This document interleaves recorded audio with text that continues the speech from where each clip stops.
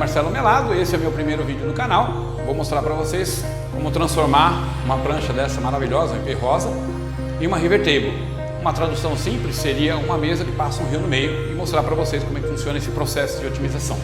Antes de mais nada, eu vou pedir uma gentileza, dá um like, se inscreva e clica no sininho para você receber novas notificações. Antes de mais nada, já vou informando a vocês que toda segunda-feira tem vídeo novo e daí para frente a gente segue com o canal.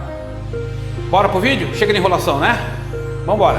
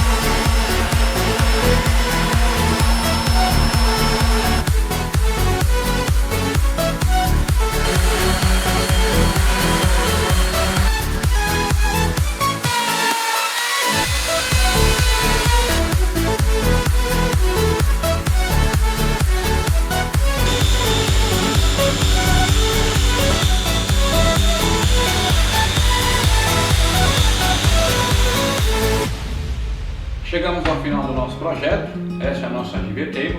Espero que todos tenham gostado do vídeo, foi um prazer imenso fazê-lo. E a ideia é que a gente consiga trazer outros vídeos e que as pessoas possam participar do nosso canal. Esse é o nosso objetivo. Quero agradecer muito a arte na tela, a foto e vídeo. Agradeço aí, Robson, pela parceria. Tamo junto, né? Foi muito legal, muito gostoso participar de todo o processo também, nunca tinha participado disso. Gostei muito, agradeço. Obrigado por acreditar nesse projeto e vamos seguir junto. Dá uma olhada que está aqui no link também da foto e vídeo. Muito legal lá, o pessoal lá é muito bacana. E agradecer aos amigos, né, diretamente e indiretamente, que participaram. E um agradecimento especial aqui para minha esposa, que foi difícil, ela sabe que não foi fácil, né, Fátima, para chegar até aqui. Custou muito, mas valeu a pena. Acho que o projeto chegou ao objetivo que a gente queria. E sem a tua principal parceria, eu acho que não seria possível concluir o canal. Obrigado. Até a próxima. Vou pedir antes de mais nada para vocês clicarem no sininho, segue o canal, curte, compartilha e até segunda-feira, se Deus quiser. Tchau.